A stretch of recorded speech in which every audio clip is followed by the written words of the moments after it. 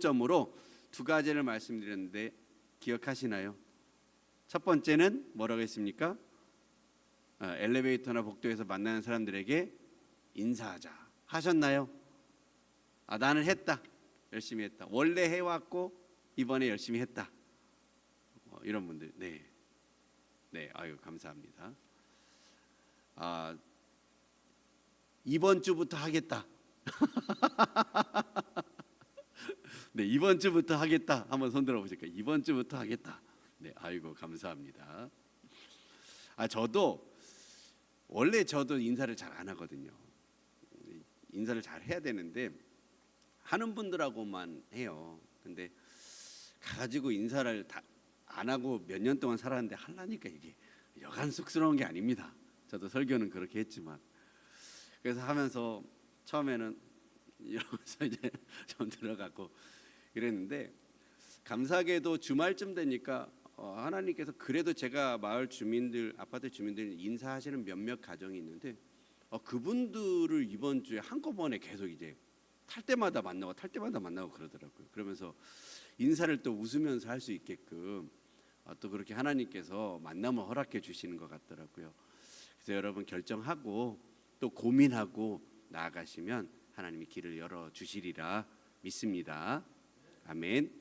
그리고 또 기도하자, 하루에 3번 기도하기, 여러분 실행해 보셨습니까? 네, 난 해봤다. 하루 3번 기도하기. 감사합니다. 이번 주부터 할 것이다. 네, 감사합니다. 그래서 우리가 직장 안에서 교회에서 기도하는 거 뭐 당연하잖아요, 그죠?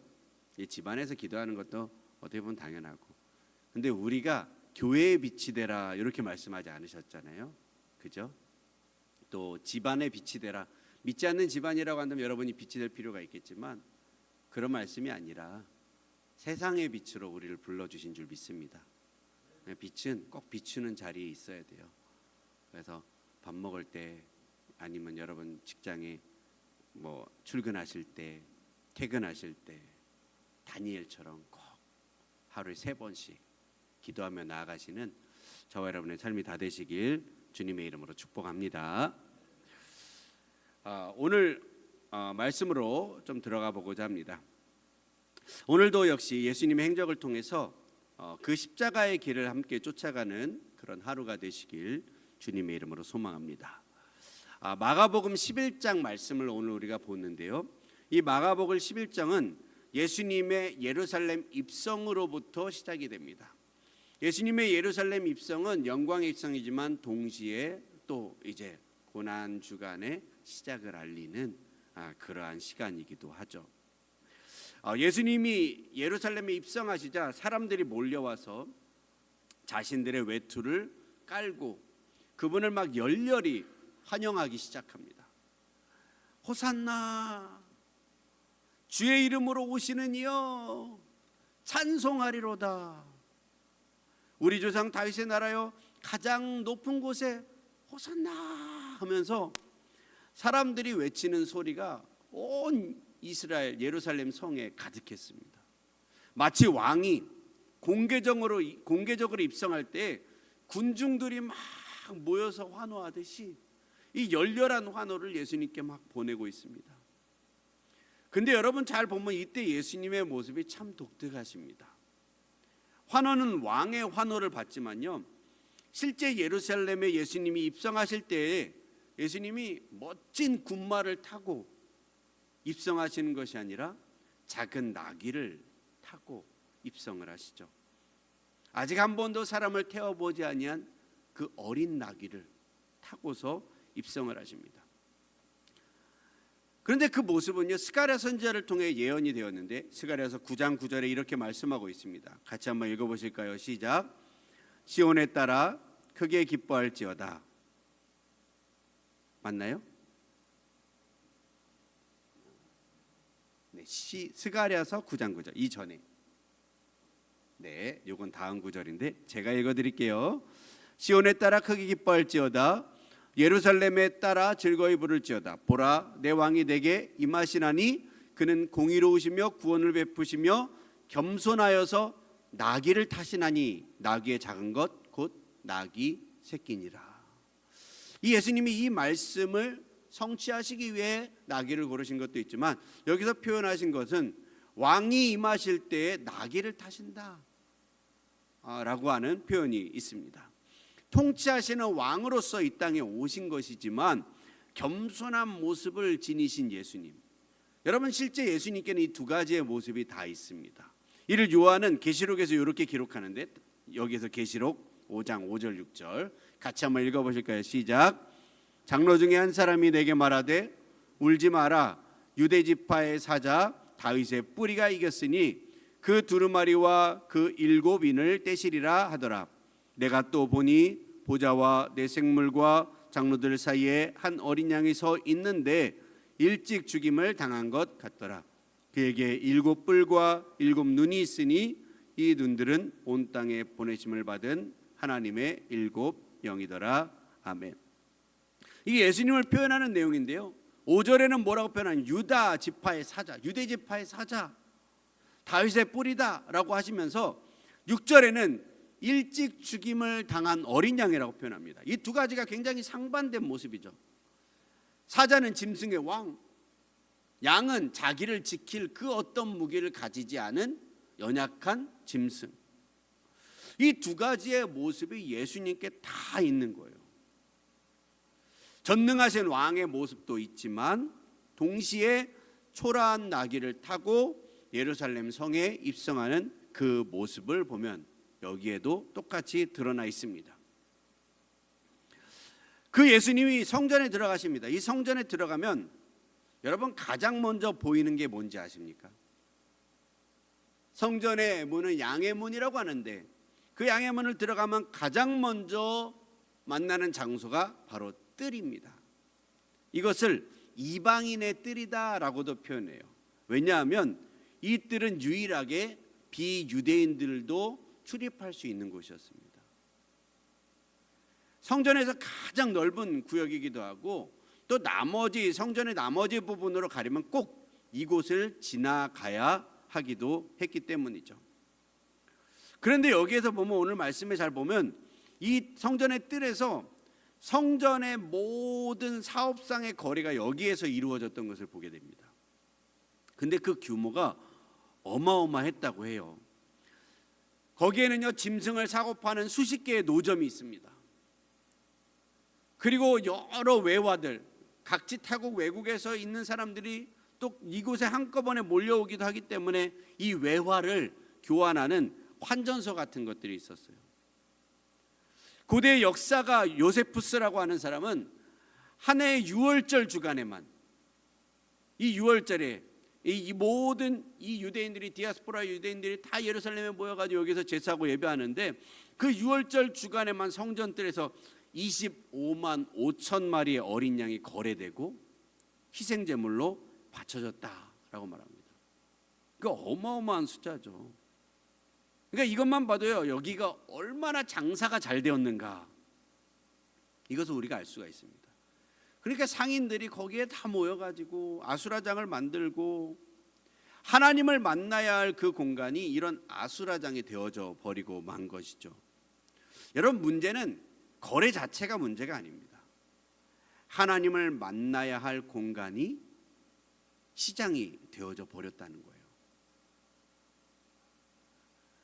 거기서 예수님이 가장 먼저 취한 행동이 무엇이냐면 그것을 뒤집어 엎는 것이었습니다.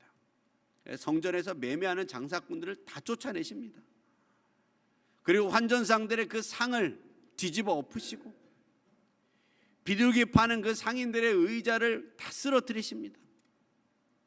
그리고 이사야서의 한 구절을 인용하셔서 이야기합니다. 내 집은 만민이 기도하는 집이라. 칭함을 받으리라고 하지 아니하였느냐. 한번 같이 따라할까요? 내 집은 만민이, 누가요? 만민이 기도하는 집이라. 이 말은 다시 말하면 내 집은 이방인들이 기도하는 집이다 라는 거예요. 유대인들을 위해서 이야기했다면 내 집은 우리 백성들이, 유대인들이, 우리 민족이 기도하는 집이다 이렇게 말했을 겁니다. 근데 예수님은 여기서 그렇게 말해요. 내 집은 만민이 기도하는 집이다. 모든 족속들이, 너희뿐만 아니라 이방인들까지도 포함해서 그들이 기도하는 집이다. 근데 여러분, 유대인들은 메시아가 나타나면 그런 믿음이 있었어요. 이방인들의 신전을 청소할 것이다.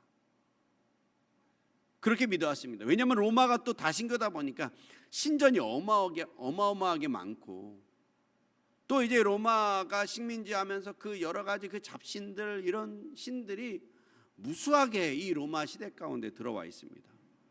그래서 이 유대교의 어떤 하나님도 어떻게 보면 그 나라 안에서는 수많은 신들 중에 하나, 하지만 가장 높은 신은 지배하고 있는 이 로마의 신들이 가장 높고, 나머지 잡신들 중에 하나 정도로 취급이 되어 있던 시대인 거죠.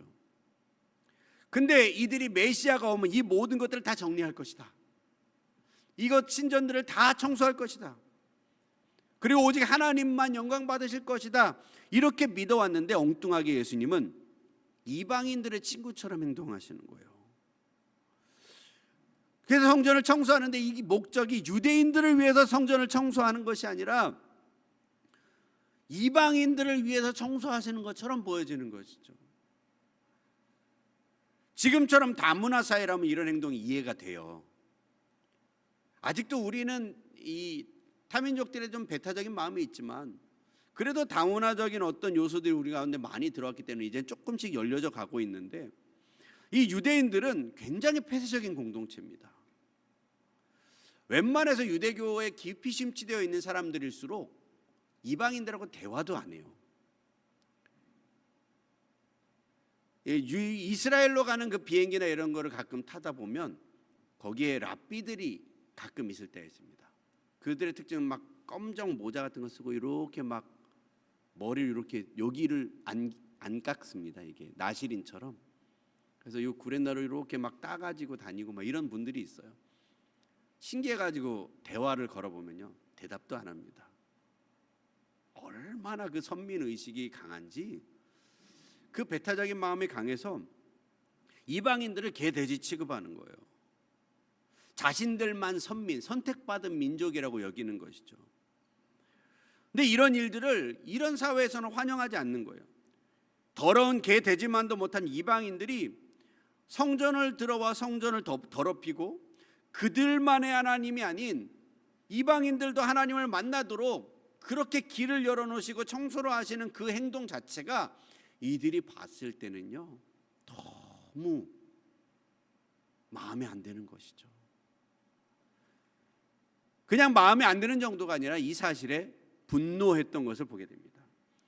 그래서 심지어 예수님은 어떻게 죽일까 이것을 논의했다라고 하죠. 근데 이들이 이렇게까지 분노하는 이유는 성전이 진짜 어떤 곳인지를 제대로 몰라서 그래요. 여러분, 성전이 어떤 의미인가를 이해하려면 에덴 동산까지 거슬러 가야 합니다. 원래 에덴 동산은 하나님이 사람과 함께 임재해 계셨던 장소입니다. 그래서 에덴은 하나님의 임재가 있었고, 그곳에는 하나님이 함께 하셨기 때문에 죽음이나 악한 것, 불완전한 것, 심지어는 질병도 없는 그 진정한 낙원이 에덴이었습니다. 그곳에는 하나님의 임재가 있기 때문에 언제나 번영이 있고 만족이 있고 기쁨이 있고 행복이 있는, 이 모든 것을 통틀어서 한 단어로 표현하면 샬롬이 충만한 곳이 이 에덴이었습니다. 하지만 최초 인류는 하나님 이외의 것으로 삶의 의미를 찾으려 하다가 그 낙원을 잃어버리고 말죠. 그때 아담과 하와가 성소에서 쫓겨나면서, 이 에덴에서 쫓겨나면서, 하나님의 임재가 가득한 그곳에서 쫓겨나면서 뒤를 돌아보는데 그 뒤에는 뭐가 있냐면 두루 도는 화영검이 있었다라고 말합니다. 그래서 그 이후로는 이 에덴에 들어가려고 하면 뭐가 막냐면 그 불의 칼이, 화영검이 들어가지 못하도록 출입을 막는 일들을 하게 됐죠. 그래서 만약에 누군가 거기를 들어가고자 한다면 그 불의 칼을 지나야지만 하나님께로 갈 수 있게 되어지는 겁니다. 근데 누가 그곳을 지나갈 수 있겠습니까? 그렇게 인간이 에덴에서 쫓겨나고 인간의 삶은 정말 참혹해졌습니다. 하나님 이외의 것, 권력이나 지위, 인정, 만족, 또 국가 이런 곳에서 만족을 찾으려 하다 보니까 인간의 삶에는 무수히 많은 갈등과 전쟁, 폭력, 가난, 질병, 죽음 이런 것들이요 몰려오게 되어졌죠. 우리는 이런 수많은 문제 가운데 살게 됩니다. 그래서 우리가 이 모든 인간들의 문제를 해결하기 위한 유일한 방법은 하나님께로 다시 돌아가는 것인데, 문제는 하나님께 가려면 뭐가 지키고 있었다고요? 뭐가 지키고 있어요? 화영검이 지키고 있는 거예요. 그래서 하나님께 나아갈 수 없습니다. 그 누구도 그 칼에 살아남을 수가 없는 것이죠. 그래서 하나님은 이스라엘 백성들에게 임시적인 해법을 주시는데, 하나님께 나아갈 수 있는 임시적인 해법을 주시는데, 첫 번째가 성막이었고 두 번째가 그 성막이 나중에는 성전이 되는 것입니다. 그래서 이 성전의 한가운데에는 지성소라고 하는 곳이 있는데, 이 지성소는 정말 작은 공간으로 하나님의 영광이 임재하는 곳인데, 그 하나님의 영광으로부터 사람들을 보호하기 위해서 지성소는 두꺼운 휘장으로 덮여져 있었습니다. 왜냐하면 하나님의 임재를 직접 보는 것은 사람에게 치명적이었기 때문이죠. 그래서 제한적으로 1년에 한 번 속죄일에 대제사장만 잠시 향연을 피워놓고 그 지성소 안에 잠깐 들어갈 수 있었고, 그것도 피의 희생 제물을 드리지 않으면 들어갈 수 없는 그런 제한적 조건이 있었던 것이죠. 그러다 보니까요 여러분, 하나님께 나아갈 수 있기는 있는데 이 얼마나 불안한 방법이고 위험하고 제한적입니까? 거기다가 이 대속은요 유대인이 아닌 사람들에게는 일체 적용되지 않았습니다. 오직 유대인들에게만. 그래서 이 성막과 성전의 희생 제물의 시스템은 불의 칼을 통과하여 하나님의 임재로 들어가기 위한 유일한 해법이었지만 너무도 제한적이고 그 범위도 이스라엘 백성들에게만 적용되어졌던 것을 보게 되죠. 하지만 여러분, 하나님 아버지의 마음은 그렇지 않습니다. 왜냐하면 하박국 선지자나 다른 선지자들의 예언을 보면 물이 바다 덮음과 같이 언젠가 하나님의 영광이 온 땅이 덮는 그날이 올 것이다 라고 계속적으로 예언하고 있죠. 다시 말하면 이 온 세상이 지성소가 되는 날, 하나님의 영광이 덮는 지성소가 되는 그날이 언젠가 올 것이다. 온 세상이 다시금 하나님의 영광과 임재로 가득 차는 그날이 올 것이다. 이 땅이 에덴으로 회복되는 그날이 올 것이다. 사랑과 하나님이 함께 모여서 함께 교제를 나누고 함께 살아도 죽지 아니하는 그 영광의 낙원을 하나님은 다시금 꿈꾸고 계시는 것이죠.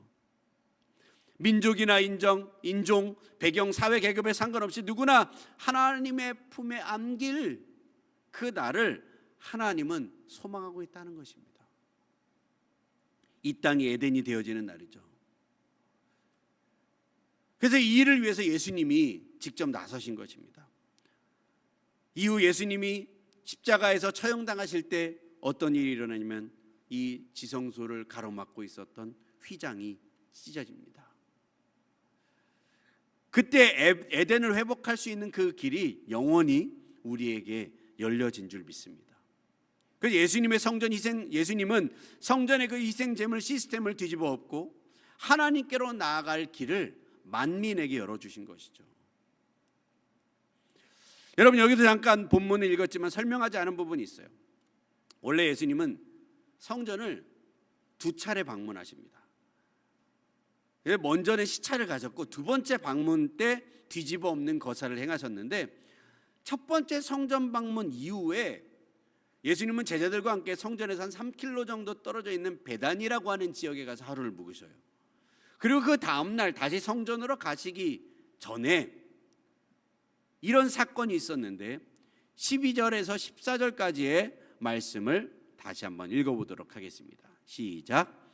이튿날 그들이 베다니에서 나왔을 때 예수께서 시장하신지라 멀리서 잎사귀 있는 한 무화과 나무를 보시고 혹 그 나무에 무엇이 있을까 하여 가셨더니 가서 보신즉 잎사귀 외에 아무것도 없더라.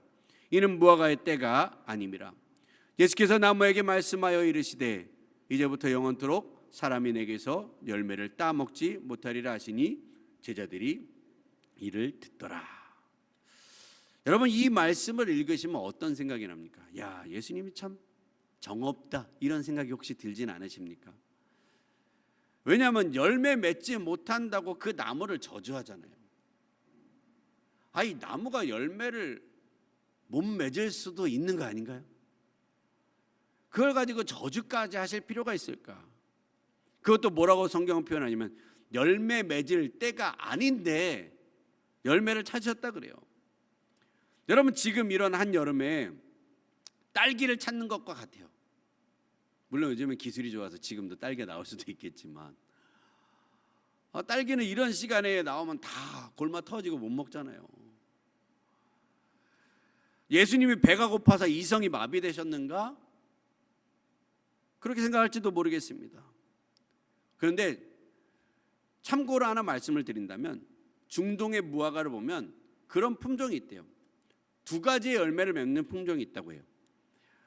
무화과를 맺는 그런 어떤 나무들이 있는데 무화과가 열리기 전에 봄철에 나뭇잎이 나기 시작하면 그 가지에 요깃거리로 괜찮은 브레바라고 하는 작은 혹이 좀 맺힌다고 합니다. 그래서 어떤 사람들은 지나가면서 그 작은 이 가지에 나오는 혹을 따서 먹기도 하는, 요깃거리로 먹기도 하는 그런 무화과의 품종들이 있다는 거예요. 근데 나뭇잎을 내기 시작하는 이 무화과에 이 브레바가 없으면 그 나무는 문제가 있는 나무로 평가되기도 합니다. 겉으로 보면 나뭇잎이 있어서 문제가 없어 보이지만 이 브레바가 없다는 것은 그 나무가 속으로 썩었거나 병들어 있는 증거로 보기도 한다는 것이죠. 예수님은 나무의 이런 상태를 이야기하시는 것입니다. 이 사건이 예수님의 성전 방문 첫 번째 방문과 두 번째 성전 방문 그 사이에 기록되어져 있어요. 여러분, 의도적인 것이죠. 예수님은 이런 이야기를 하는 의도를 이 속빈 강정과 같은 그런 종교에 관해서 예수님께서 이런 교육을 하고 계시는 것입니다. 예수님은 무화과 나무가 자기 할 일을 하지 않고 있다고 지적하시는 것이죠. 이 나무는 하나님의 백성들이면서 그분을 위해서 열매 맺지 않는 이스라엘 백성들을 이야기하는 것이고 나아가 그런 사람들을 의미하고 있습니다. 오늘날에도 이런 교회가 많지 않습니까? 우리도 그런 교회였지 않았을까 이런 생각합니다. 일도 있고 재직회나 행사들도 많지만 정작 그 속에는 영성이 없는 교회, 진정으로 기도하는 사람은 아무도 없는 그러한 교회.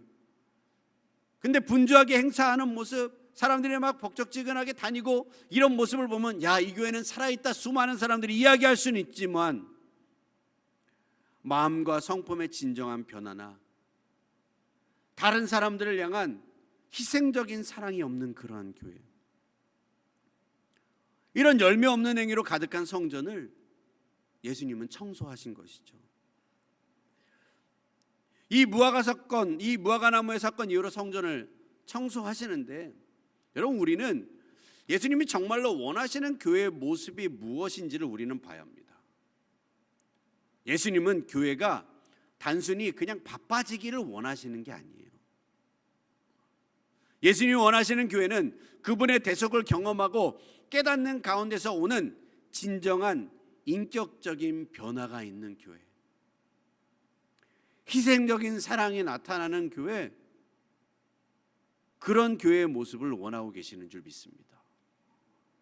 여러분, 여러분의 삶이 변하고 계십니까?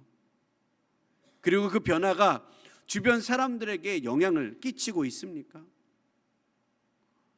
실례로 예수님의 때를 기다릴 수 있는 인내를 여러분 배우고 계십니까? 분노나 원망을 다스리는, 자기를 다스리는 통치하는 방법을 여러분 배우고 계십니까? 두려움이나 자기 혐오 아니면 자기 과시 같은 모난 내 모습이 변해가고 있느냐는 거예요. 그리고 그 변하는 모습을 나만 아는 것이 아니라 주변 사람들이 인정하면서 그 사람들에게서 그런 이야기가 들려오시냐는 거예요. 야, 너 정말 예전하고는 너무 달라졌어 라고 말이죠. 그렇다고 너무 착한 사람이 되어야 한다는 이야기는 아닙니다. 아까 예수님에게서 나타난 두 가지의 특성을 다 말씀드렸죠. 사자의 모습과 양의 모습 말이죠. 바로 이런 예수님의 모습이 바로 우리의 삶 가운데 녹아 들어야 할 줄 믿습니다. 오늘 이 예수님의 모습을 보면 만민에게 하나님께로 나아갈 문을 활짝 열어놓으시면서 성전 안에 들어온 모든 것들, 하나님께로 나아갈 모든 장애물들을 다 걷어버리시는 사자의 모습을 보이시면서도 가장 열심히 사는 종교인들에게 너희도 열매 맺지 않으면 이렇게 찍혀지고 쫓겨날 것이다 라고 경고하는 그 강력한 모습을 보이시면서도 이전에 말씀드렸죠. 야이로의 딸을 고치러 가시면서도 한 여인이 예수님의 옷자락을 붙잡자 마음이 약해져 그 여인을 찾으시는 예수님의 모습, 이런 모습들이요 저와 여러분의 삶 가운데 나타나야 할 줄 믿습니다. 예수님은 안식이시면서도 동시에 풍랑과 같은 분이시고 희생자이시만 동시에 불의 칼을 휘두를 수 있는 그러한 모습이 예수님이신 줄 믿습니다. 여러분, 이런 모습을 보시면 어떻습니까? 이런 모습의 예수님을 보면서 우리가 할 수 있는 반응은 두 가지입니다. 첫 번째는 받아들이든가, 두 번째는 거부하던 거죠. 이 시대의 사람들의 반응도 그랬습니다. 죽이던가 아니면 영광을 돌리던가인 것입니다. 말씀의 끝에 나타난 서기관들은 예수님을 죽이기로 모의하지만 이들의 반응 또한 지극히 당연한 것입니다. 물론 옳다고 말할 수는 없겠죠. 여러분, 말씀을 맺습니다. 예수님이 찾으시는 것은 화려한 잎사귀가 아닙니다. 예수님이 찾으시는 것은 열매입니다. 예수님은 성전의 크기를 보지 않으십니다. 그 안에 하나님을 향한 그 기도가 살아있는지를 보십니다. 그리고 예수님은 성전을 청소하신 것이 아니라 하나님을 가로막고 있던 그 모든 것을 제거하신 것인 줄 믿습니다. 오늘날에도 예수님은 교회를 보시며 같은 질문을 하십니다. 너희에게 잎사귀는 무성한데 열매는 있느냐? 너희 정말 그렇게 바쁘게 사는 것 같은데 기도는 하고 있느냐? 종교 활동은 참 많은 것 같은데 진짜 나를 사랑하는 마음이 너희 안에 있느냐? 지난주에는 제가 만나는 분들에게 인사하자고 그리고 직장에서 기도하자 했습니다. 이번 주에도 기도에 대한 적용을 해보고자 합니다. 이제 다시 특세를 진행하려고 합니다. 그래서 내일부터 새벽 5시 반에 5일 동안 특별 새벽 기도를 이제 시작하려고 합니다. 여러분, 이번 주는 이 말씀을 듣고 끝내지 말고 실제 기도의 자리로 나아가시길 주의 이름으로 축원합니다. 혹시 거리가 멀거나 어려우신 분들은 가까운 교회를 가셔서 참여하시거나 그것도 어려우시다면 가정 안에서라도 여러분 꼭 기도의 시간을 가지시길 주님의 이름으로 축원합니다. 그럼 여러분 하루에 몇 번 기도하는 거예요? 하루 3번 플러스 새벽까지 하면 4번을 기도하게 되겠네요. 여러분 꼭 함께 기도하시면서 나아가시길 주의 이름으로 축원합니다. 그리고 지난주에 적용자도 연장해서 진행해 주시고요. 또 이번 주부터 금요 심야 기도회로 다시 시작하려고 합니다. 거창한 집회처럼 시작하기보다는 저 식사하는 테이블에 함께 앉아서 교회를 위해서, 나라를 위해서, 우리의 삶을 위해서 우리가 같이 기도하고자 합니다.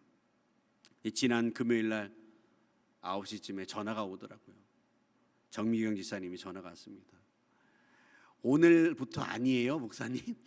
그러시고 전화가 오셨습니다. 지사님, 죄송해요. 오늘부터 아니고 다음 주부터 광고도 안 되어가지고 못 하는데 어쨌든 뭐 시작부터 여는 기도로 기도하고 가신 것이죠. 네. 자리를 먼저 대표 놓으신 분도 계십니다. 또 함께 기도하며 주님의 말씀이 내 삶 가운데 이루어지기를 함께 구하시길 주님의 이름으로 축복합니다. 그래서 여러분, 금요일은 특별히 하루 5번 기도할 수 있는 기회를 드리도록 하겠습니다. 새벽에도 기도하고, 직장에서 3번 기도하고, 또 저녁에도 기도할 수 있는 시간. 그래서 이번 한 주 정말 우리가 하반기 새롭게 시작하면서 기도로 열어가는 이 시간이 되어지시길 주님의 이름으로 축복합니다. 우리 찬양 같이 고백하실까요? 우리 함께 기도해 같이 찬양하시면서 하나님, 우리가 하늘 문이 열려지고 은혜의 빗줄기가 이 땅에 가득 내리도록 마침내 주께서 우리 가운데 찾아오셔서 그 임재의 영광 가운데 그 빗줄기가 우리 가운데 쏟아부어질 수 있도록 우리가 주님을 구하며 나아갑니다. 우리 간절한 마음으로 이 찬양 고백하시도록 하겠습니다.